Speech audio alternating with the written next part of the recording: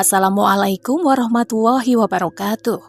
Kembali lagi di channel Cerita Nyata 2. Untuk kisah kali ini, ada sebuah cerita yang diambil dari akun Twitternya @agil_r_saputra. Dan untuk kisah yang akan saya bawakan kali ini, yaitu sebuah kisah yang berjudul Lemah Kuburan. Sebelum kita masuk ke ceritanya, tekan dulu tombol like video ini. Dan jangan lupa tekan juga tombol subscribe channel ini. Dan nyalakan juga lonceng notifikasinya, agar tidak ketinggalan cerita-cerita baru dari channel ini. Dan buat teman-teman yang ingin membaca langsung ceritanya, nanti silahkan saja kunjungi linknya, yang nanti akan saya sertakan di kolom deskripsi. Dan jangan lupa di-follow juga akun Twitter penulis. Dan seperti apa untuk kisah kali ini? Langsung saja kita simak berikut ini.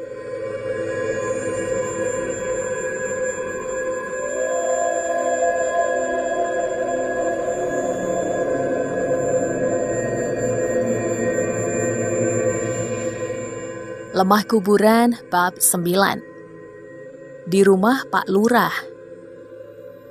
Samar azan subuh yang berkumandang akhirnya benar-benar membangunkan mereka yang sebenarnya tidak begitu lelap itu karena setelah kejadian semalam.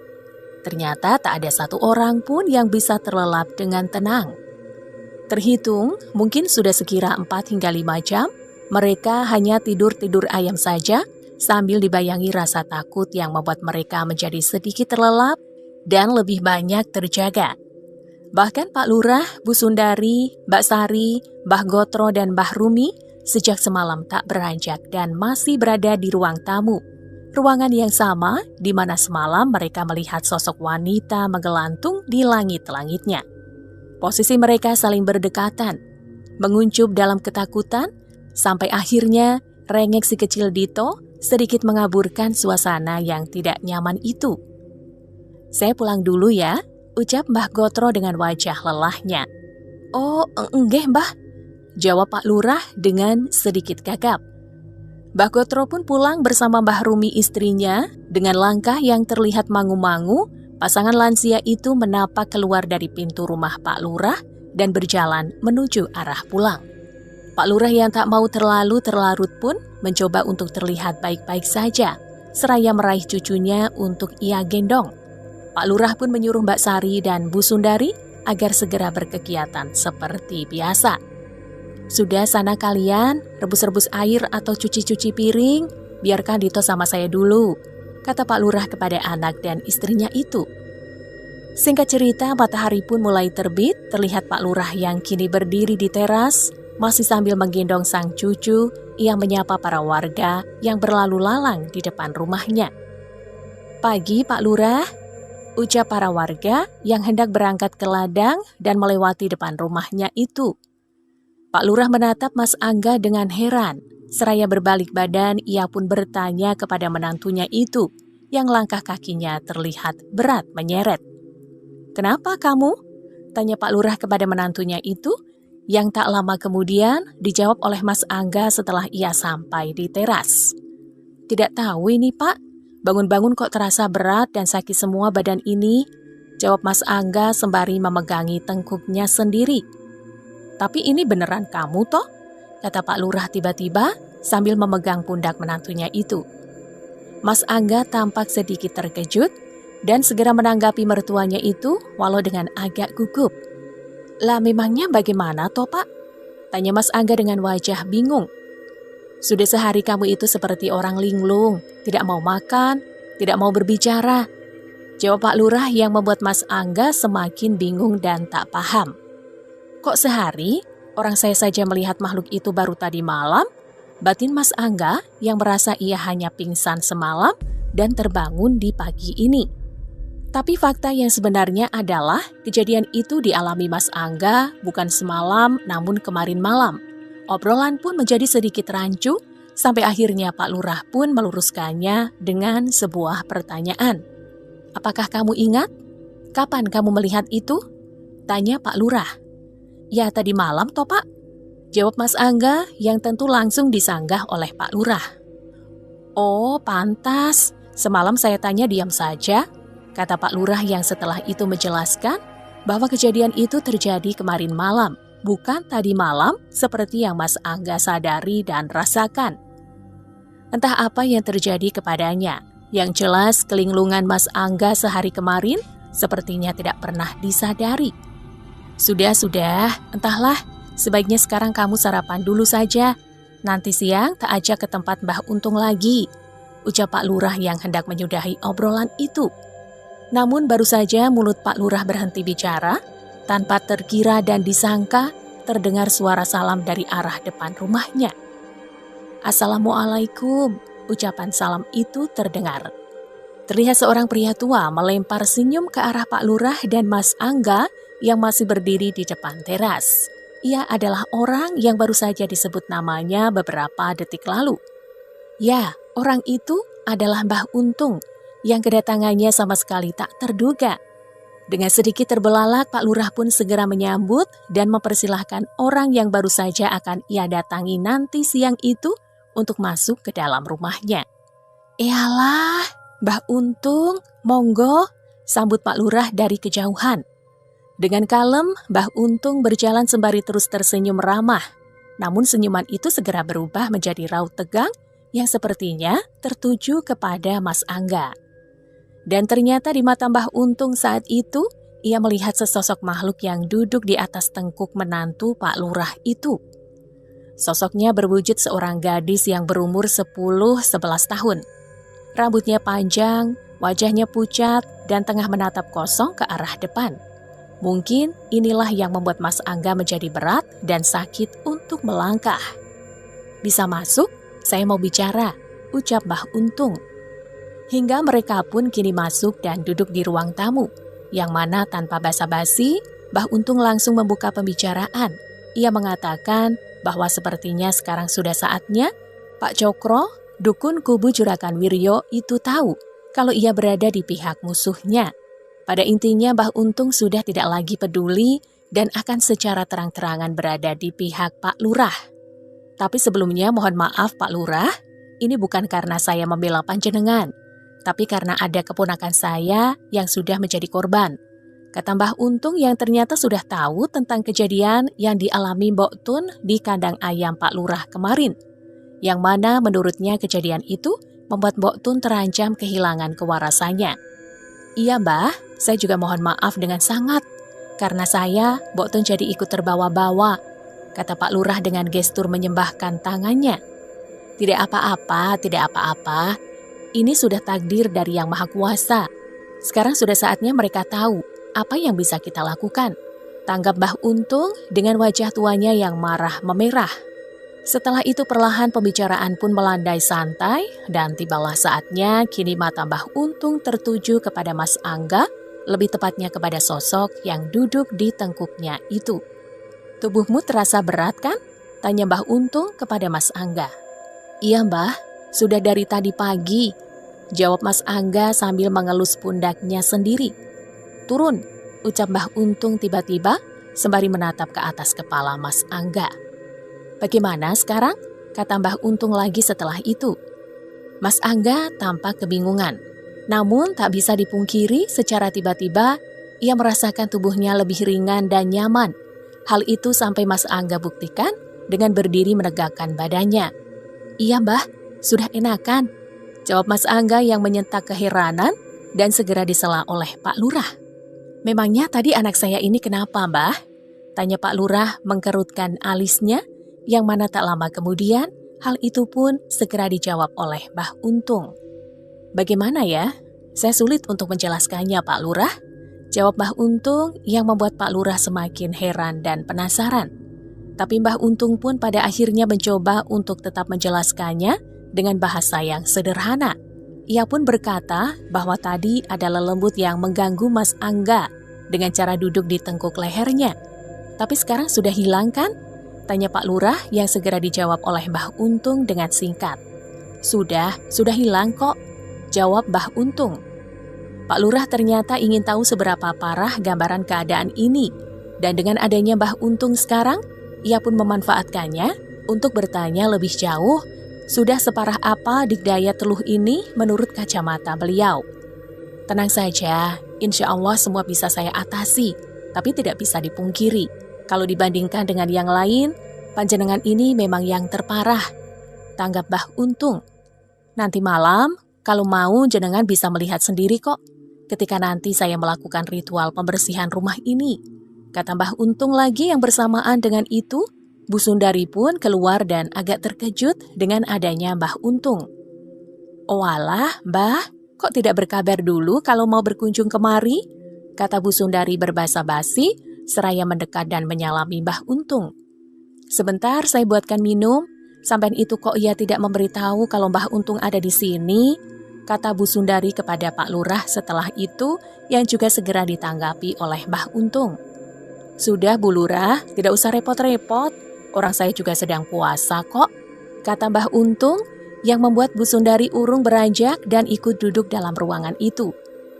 Hingga obrolan pun kembali berlanjut, disusul juga oleh Mbak Sari yang akhirnya turut keluar dan duduk bersama di ruang tamu Pak Lurah itu, yang mana pembicaraan saat itu lebih terfokus kepada persiapan ritual pembersihan yang akan dilakukan nanti malam.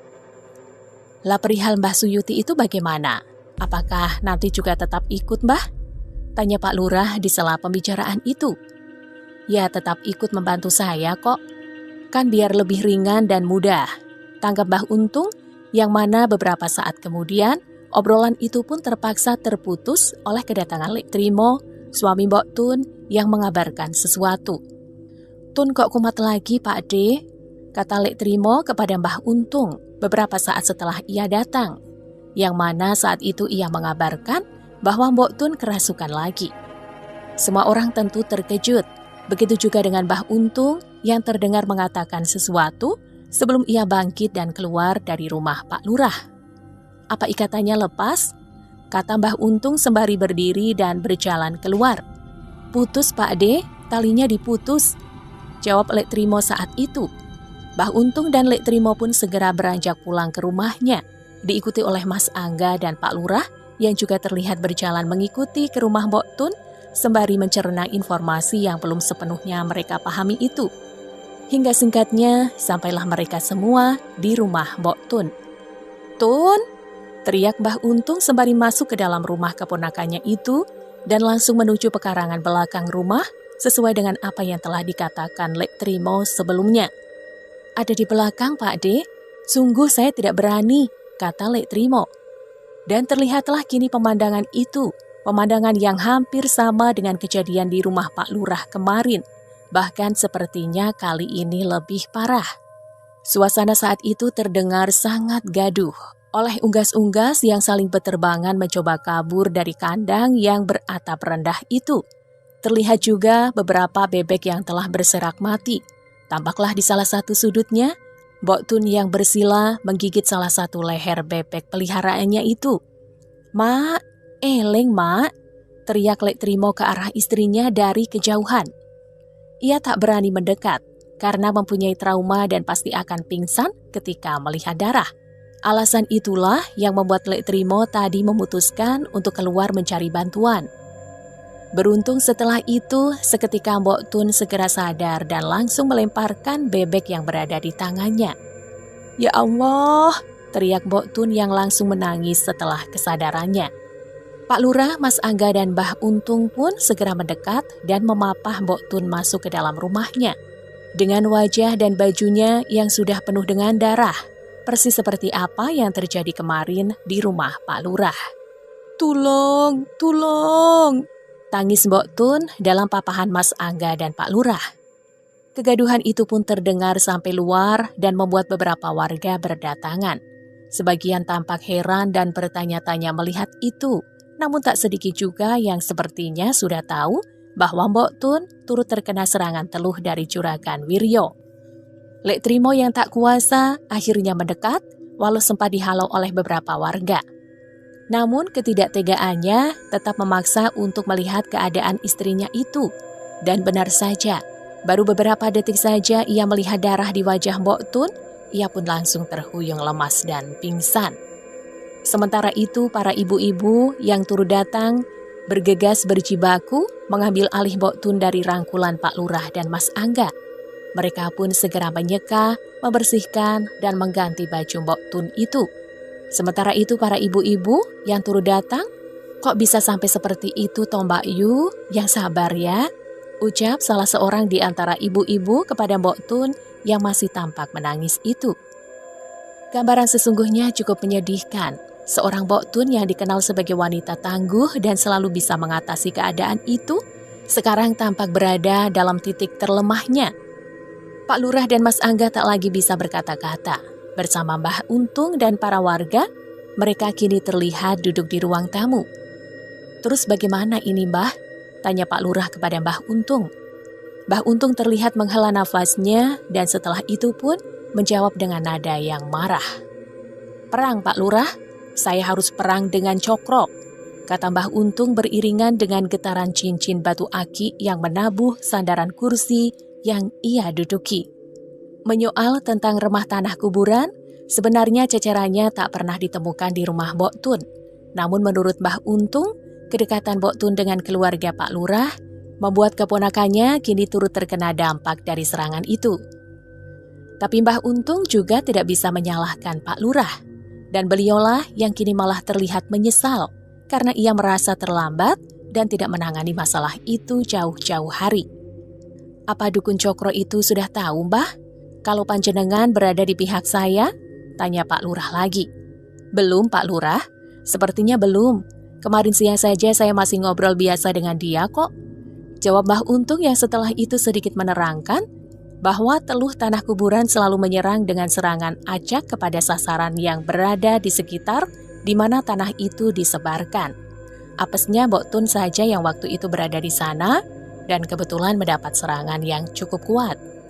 Pembicaraan itu pun dikatakan Mbah Untung secara terang-terangan di depan beberapa warga yang tentu mendengar dan akhirnya semakin yakin bahwa serangan teluh Juragan Wiryo kepada Lurah Pawiro Atmojo memang benar-benar terjadi. "Terus apa yang harus kita lakukan sekarang, Mbah?" kata Pak Lurah yang beberapa saat kemudian dijawab oleh Mbah Untung dengan sebuah perintah. Yang mana pagi ini juga, kecuali dengan rumah Pak Lurah, ritual pembersihan dan pemagaran rumah orang-orang yang telah menjadi sasaran harus segera dilakukan. Mbah Untung sengaja menyisakan rumah Pak Lurah khusus untuk nanti malam. Selain karena paling berat, sepertinya beliau memiliki rencana tersendiri dengan itu. Dan tanpa bicara panjang lebar lagi, Pak Lurah, Mbah Untung, dan Mas Angga pun segera beranjak dari rumah Mbok Tun, dan lewat Kadus Barjo, perintah itu pun disampaikan kepada kadus-kadus yang lain dan para tokoh yang turut menjadi sasaran teluh tanah kuburan ini. "Tolong sampaikan kepada Mbah Suyuti agar ke rumah saya, karena ditunggu Mbah Untung, dan tolong kabarkan juga pada yang lain, siap-siap saja di rumah, termasuk sampean," pinta Pak Lurah kepada Kadus Barjo. Kabar itu pun tersampaikan, dan tak butuh waktu lama, Mbah Suyuti kini sudah berada di rumah Pak Lurah bersama Mbah Untung. Singkatnya, setelah berbincang dan bersiap sejenak, mereka berdua pun mulai mendatangi rumah-rumah yang menjadi tujuannya itu. Ritual pembersihan dan pemagaran itu diawali dari rumah Mbok Tun, berlanjut ke rumah Pak Carik Sukmo, Mbah Gotro, dan seterusnya. Dan sekira 2 jam kemudian, tugas itu pun selesai dan berakhir di rumah Pak Kadus Tunggul. Ada satu kesamaan hal aneh di luar nalar yang terjadi pada setiap rumah saat ritual pembersihan itu, yaitu temuan 4 buah bulatan tanah yang ada di balik atap langit-langit rumah mereka. Bantalan mayit adalah sebutan tepat bagi gumpalan tanah seukuran 2 kepalan orang dewasa itu, yang sewajarnya benda itu digunakan sebagai pengganjal jenazah saat dimasukkan ke dalam liang kubur. Entah bagaimana benda itu bisa berada di situ. Yang jelas, semua menyaksikan dengan mata kepala mereka sendiri. Bantalan jenazah itu jatuh dari langit-langit di akhir ritual. Singkat cerita, setelah ritual pembersihan dan pemagaran itu selesai, tampak kini semua orang berkumpul lagi di rumah Pak Lurah, saling mengobrol satu sama lain dengan wajah-wajah yang mulai memperlihatkan sedikit kelegaan. "Nanti malam mulai jam berapa, Mbah?" kata Pak Lurah kepada Mbah Untung di sela perbincangan itu, menanyakan kapan pembersihan rumahnya akan dilakukan. "Nanti pokoknya setelah rumah sudah sepi saja, Pak Lurah," jawab Mbah Untung yang setelah itu menjelaskan agar ritual nanti tidak melibatkan banyak orang, kecuali ia, Mbah Suyuti, dan Pak Lurah. Lemah Kuburan bab 9 selesai di sini. Terima kasih sudah mengikuti sampai part ini.